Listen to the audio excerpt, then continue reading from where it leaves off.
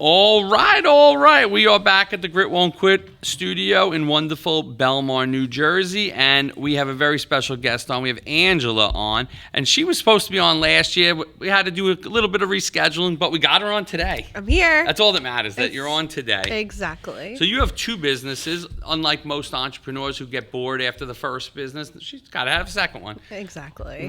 Let's get started. So you started in 2020 with La Luna. Yes. And now what got you into that? So in 2020, I had my second child, and I had suffered pretty significant postpartum depression, and I had nowhere to go. Obviously, the pandemic was going on, and I was struggling and had no outlet. So once I felt like I got on my feet, I was like, okay, I need to make a space that I needed at the time. And La Luna Counseling and Wellness was born. And after so my cool. daughter, her name's Luna. So how long did it take you to get out of this, depression? Yes. I bounced back. I gave birth to her in April, and I opened La Luna in September.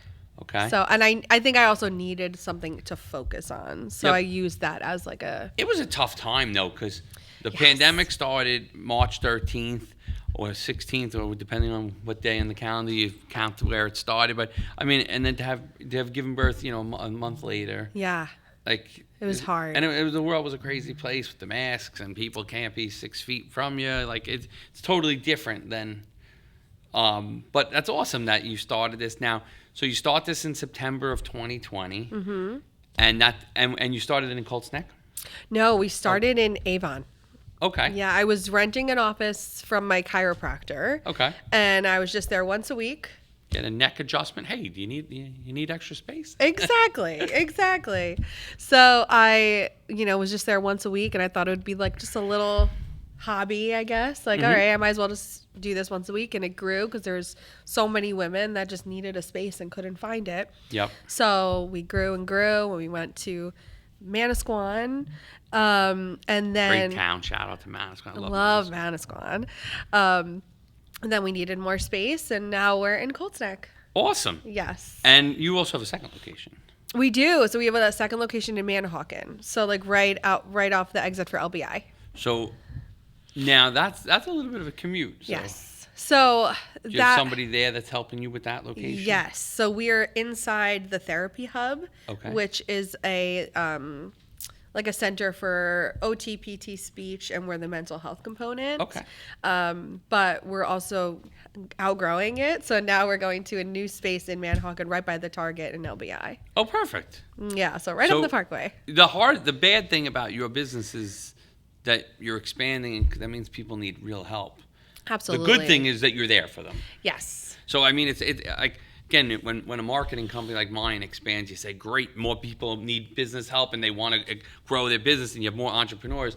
When your business grows, it means there's more people that are having these issues that are going on. Yes, or it's just more people are spreading the word, and I feel like people are going to have issues no matter what. Okay. But now I feel like it's becoming more talked about, less taboo to get services. I think I agree with that, too.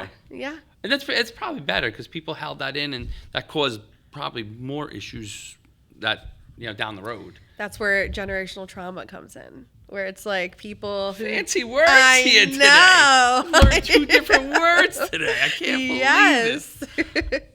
So talk about that. So, our parents and our parents' generation did not believe in mental health, did not believe in, a lot of different things. Women have to stay home, they can't work, and blah, blah, blah, whatever. And then there's that trauma of like, you don't talk about your mental health. Or if you go all the way back to like women's mental health back in the 20s or whatever, hysteria was really just, a woman going through depression, anxiety, mania, bipolar, and they were hospitalized and they were, institutionalized. Mm-hmm. So now that's just considered a diagnosis, and you just can talk about it, or you get medication or this, that, and the third, but that's how you pass that on. But we're stopping that generational trauma. We're stopping it right here. We are stopping it. Right here on the Grit Won't Quit podcast. We are not going to let this happen. But this is actually very interesting. I'm learning today. Yes. And I like that. So how do people start to realize like they need your services? Like, again, you're saying that it's stopping, and we make a little joke about it, but how do people realize like, wait a second, I do need this outlet? Like, how does that, and is it hard for them to kind of admit to that, or come to that realization, not admit to it, come to that realization like, hey, wait, I need some additional help here?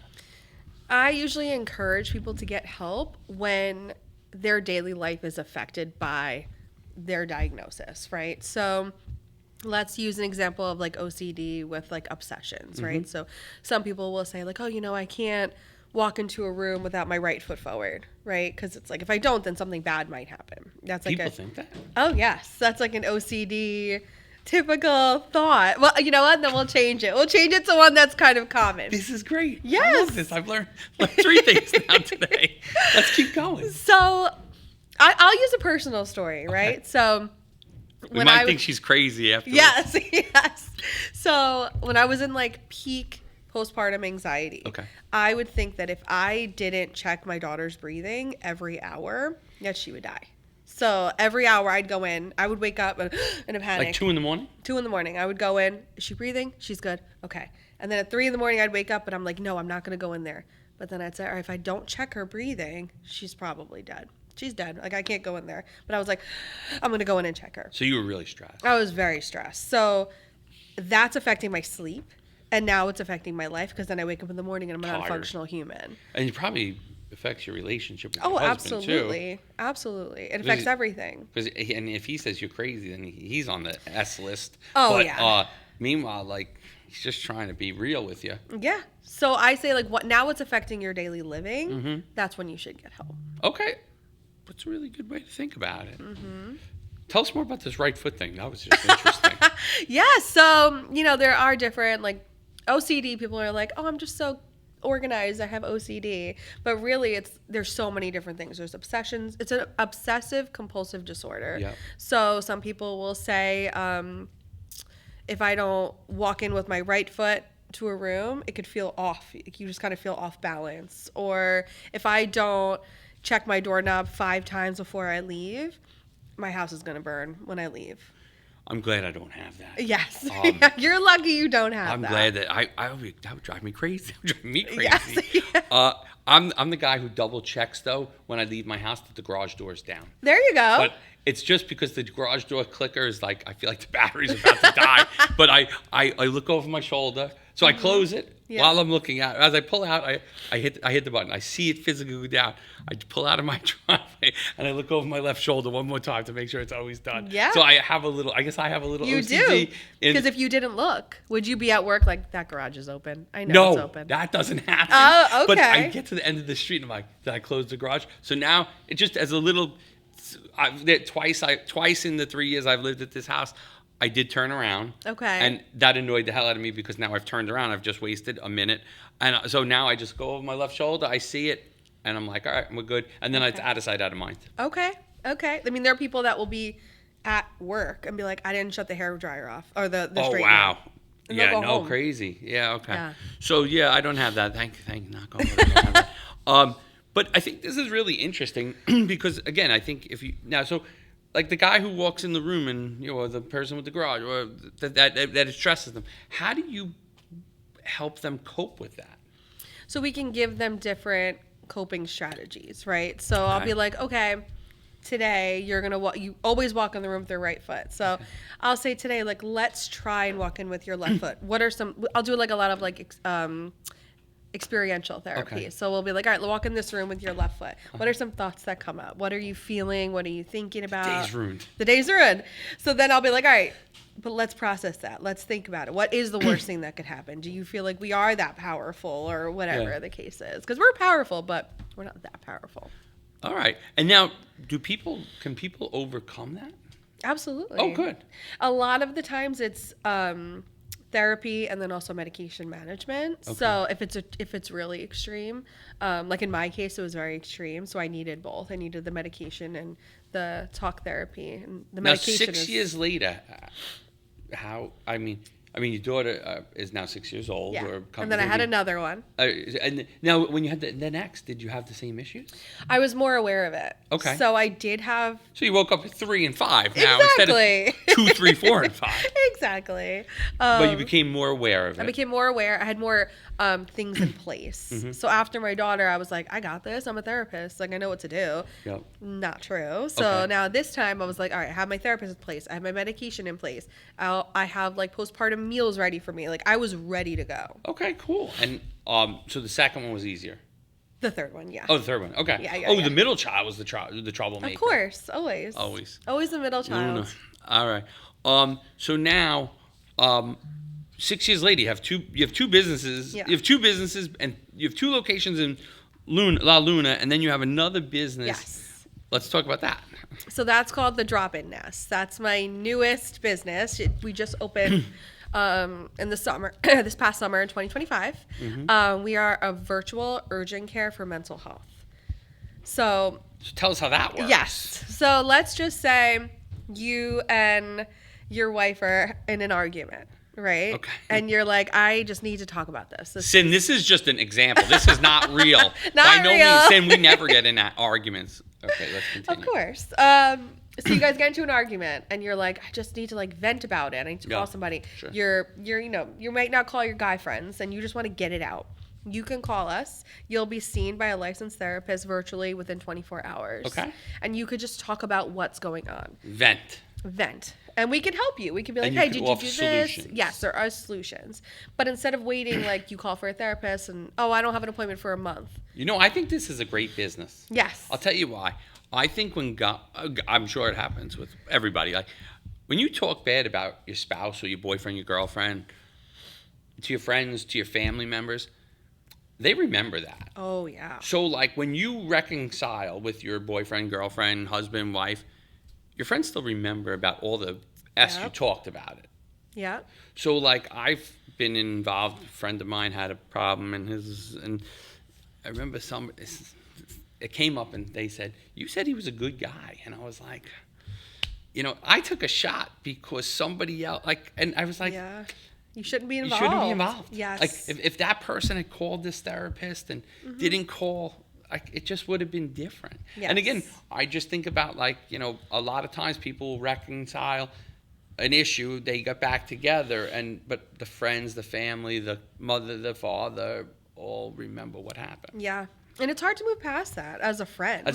Right? I've seen some things over the years, and I'm like, I don't know how they could even go back to that person, but that's not my business. Right. If that's what they think is the best for them, more power to you. But from Exactly. the story you told me, I would never be able to go back. Yeah, absolutely. So I think your service is better. It's anonymous. It's anonymous to a point because we do charge. It's insurance, right? Anonymous. You know what I'm saying? Anonymous. It's a third party. It's a third party. Yes. You're not telling a friend or a colleague or a work person, because then again, even think about it at work. Like someone tells you they're having a problem with their relationship, and then you go to the Christmas party and you see that person, and you're like, oh, that's the guy. Yeah. Yes. Exactly. And then you have that. Then you think back to what that person told you, and you're like, Yeah. Versus if they called you and vented. I'm not gonna think like. You're not gonna be at the Christmas party. You've talked to other crazy people, and that story might not even sound as crazy anymore. Yeah. So it's just different, but I get it. I love it. I think that should be you should have billboards out there letting everybody know, because it's easy. It's 24 easy. hours. It's virtual. There's so many benefits to it. And again, I think sometimes when you involve your friends, and I think it's people. Again, I'm older than maybe these younger kids, but at 48, I don't have these random people telling me these stories, except if it's from work. I hope that my friends are in better relationships than this at 48. But these younger kids, they put it on, and then they put it on social media. Yes, there's really hard to come back. The internet doesn't. The internet doesn't have an erase button. Yeah. So there's no delete button on the internet. So and how many people saw it and screenshot it and sent it to the group of friends. So I think your service is so valuable. Yeah. And we accept insurance. So and we accept insurance. That's great. That's so great. So now, getting started 5 years later or 6 years later, just about from when you started your first business, what's that like? What's the grit in that? So I feel like you forget when you first started a business how boots on the ground, how hard it is to like get your name out there. To then start a new business 6 years later, you're like, well, why doesn't it just happen? Why isn't this just growing? And it's hard. I can validate that for you. I can second that. I can tell you 10 other stories where I've heard the same thing. But also, Wingman's in the process of franchising. I don't know if you know that, but we just put on a new franchise in Toms River. Shout out to Chris, who recently took a franchise.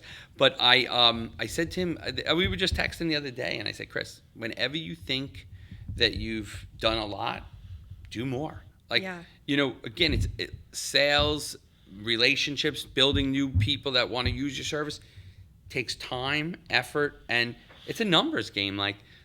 If you didn't go reach out to X amount of people, you're never going to get new customers. Even someone this morning sent me a message on Facebook or Instagram and said, hey, can I get a price on door hangers? And I said, sure. And they said, what kind of quantity? And he's like, 100 or 250. I said, do yourself a favor. Even if you don't use me, don't buy 100. It is not enough numbers in 100 to get any real results. I said, do 250, do 500, even do 1,000. Because again, if you think about a 1% response rate, you give out 100 coupons or door hangers or flyers or whatever, that's one person that's going to call you on a 1% response rate. If your conversion's 30% of that, you didn't get a sale.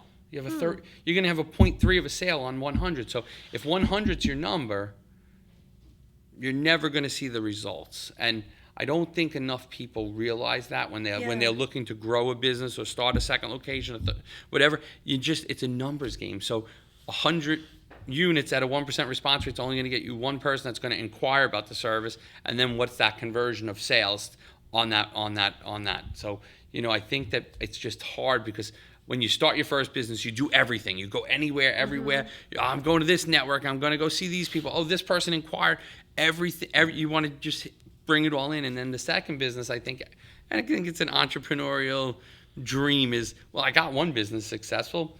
The second one should be easy. And I said that myself. I have multiple businesses and, we made a marketing company successful. And then we get into the limo and transportation game. And it was like, it's a different world. I mean, again, you do the same, you run the same process, you run the playbook, and it starts to work. But at the beginning, you think all of a sudden the phone's just going to ring. Yeah, absolutely.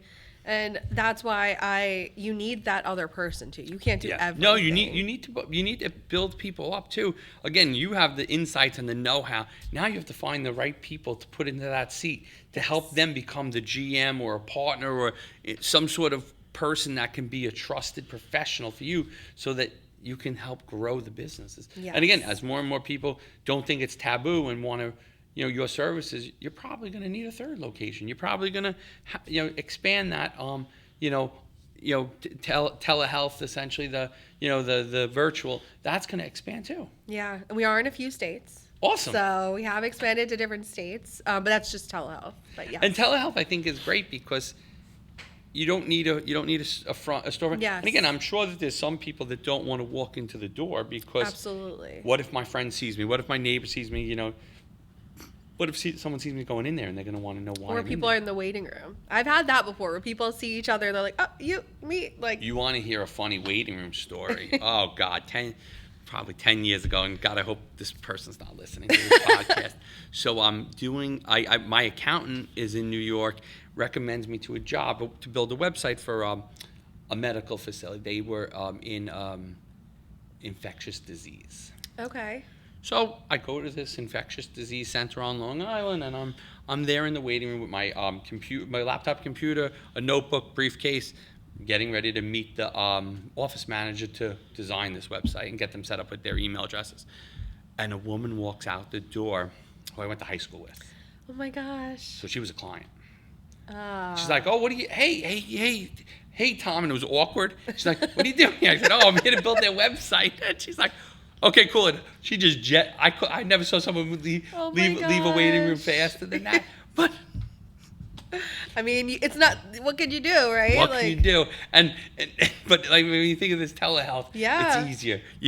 No waiting room. The Zoom is over or the phone call's over. You go like that. You put your phone down and you're on to the next thing. But so I think that there's probably some people that just would feel more comfortable, especially if they're going through some hard times or hard issues. Right. It'd probably just be easier for them. And even moms, right? Like the fact that I'm like, I got to find someone to watch my kids. I have to dedicate basically 2 hours, half hour there, half hour back. And if I could just be like, pop, while babies are sleeping or whatever the case is. So I think that's going to be your faster expansion. Yes. And it's going to be a little bit easier for you too. It takes a little bit of cost out of the business. Right. And again, it's, being home with 3 kids, you have your hands full to begin with. Yeah, 3 kids, 3 dogs, You do everything in 3s, huh? Apparently. 1 cat, though. Only 1 cat. Got 2 more cats on the road. Listen, the animal shelter, she's got 2 more coming. Let's go. So, for the audience, for people that are listening, kind of, what do you think? How did you overcome some of this? Like, what was some of the grit that you had to overcome to, again, 6 years ago, you have your second child, you're having these issues. You've now opened 2 places, but moved a couple times in the process. Yeah. So, but you have 2 businesses that are open, and now you have a virtual open. Like, what happened? Like that? How'd you do it? Because that sounds like a great story. Yeah, I mean, and life happens around all of this, and I feel like the only way to get through to the other side is help. I feel like you really need good people in your corner, because obviously, that I had started with my second child. I had a third child, and he was in the NICU, and I had preeclampsia. So I was in the hospital. Like, there's so many things that have happened around the 2 businesses parallel that I needed help. Like, luckily my in-laws live across the street. My parents live in the next town. I have a great friends support group. Like, I couldn't do it without. And how's Luna doing? Luna gives me gray hairs. Is Luna a handful? I always said her name is so, like, you think like she's running in like a field of flowers, but she beats up her 2 brothers. She's my tough girl. Yeah. So she's going to definitely test your patience. Yeah, but I told her she has to be a therapist because I need someone to give this to. Yeah. So I'm and the boys aren't interested? No. The boys don't want to do this. I love it. So now, when you started telehealth, what made you kind of get like, why'd you want to do that one? The drop-in nest? Yeah. Yeah. So we wanted to do the drop-in nest because of the accessibility to mental health. So if you're going through something right now, you want to be seen today. Because if you're going to tell me, I call up a therapist and I want to, I really need to talk about XYZ, right? So for me, again, like a personal story, my husband was diagnosed with cancer, like right after I opened the drop-in nest. So I needed to talk to someone today. Like, I don't want to wait 2-3 weeks to talk about it. So we really pushed that. So we really wanted it to be accessible and being seen immediately. So that's really what gave us that drive. That's perfect. Yeah. And how's your husband doing? He's doing good. He had surgery and now he's cancer free. Awesome. Congrats. Yay. That's great. But it's we realized like, oh wow, there's like a need for, we don't want to wait a month. I want to talk about it right now. Yep. I don't want to have to go into an intake, right? Like, my husband's diagnosed with cancer. I don't want to talk about how many times I moved when I was in elementary school, because you need that background info because you're doing an intake. I want to talk about this. I don't want to talk about that. That's fair. I think that's really great. And now, with taking insurance, that's got to make it a little bit easier for everybody. Yes, so much easier. That was another barrier to getting care. So, not everybody has $200 to shell out for a 45 to 50-minute appointment. Yep. Now we take insurance. Some people don't have copays. We take Medicaid. That's state funded. That's great. So it's free for them. So we wanted to make it so that there wasn't any barrier to be like, oh, you know what, your mental health issues, they're not as important as this person who can pay $200. Yep. Understood. It's sad when money gets in the way of doctors and the medical, because it shouldn't.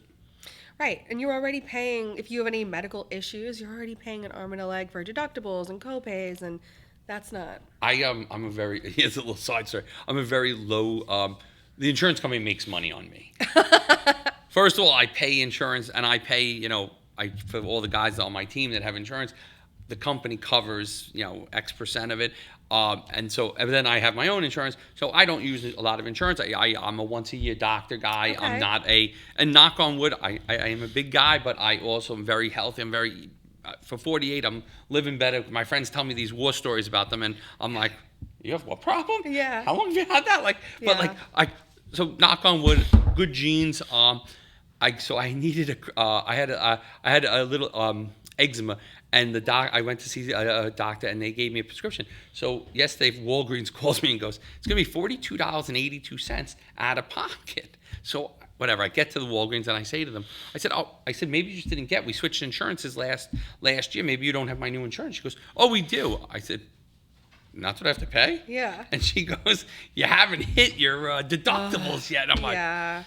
Whatever. I was like, just give it to me. Let's go. Right, but it's annoying. It's annoying, but I was more like, because I know what I pay, and I know what I pay for my staff, and I know what my healthcare bill is every year, and I'm like, I just paid $42 for this. It's gonna be good cream.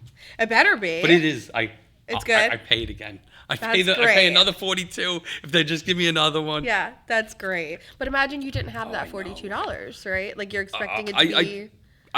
Don't get me started on that. I need an hour to go through that problem. Seriously. I see, and again, I see these people at, when I go to a Walgreens, and I see, that kills me. And that's why I have Wingman Foundation to help people. Yes.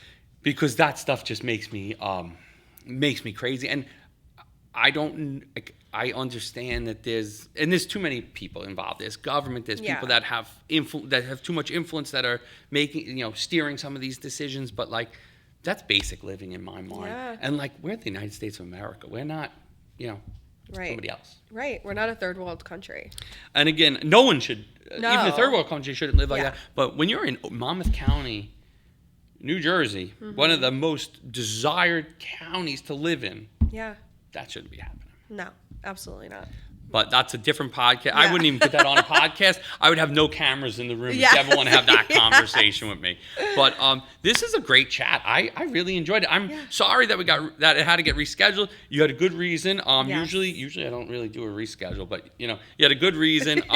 And Ashley. I know Ashley for years from Ashley Beeg, and she's great. So I'm glad that you and Ariel connected to get us back together. Yes. Because this was a great conversation. You're doing awesome things. Thank you. Let people know where they can find you. And you have a lot of places, because you have multiple locations, and you have the telehealth. So take a minute to just let people know how to find you. So you can find us first with La Luna Counseling and Wellness. We are in Colts Neck and Manahawkin. You can find us at our website, lalunacounselingandwellness.com.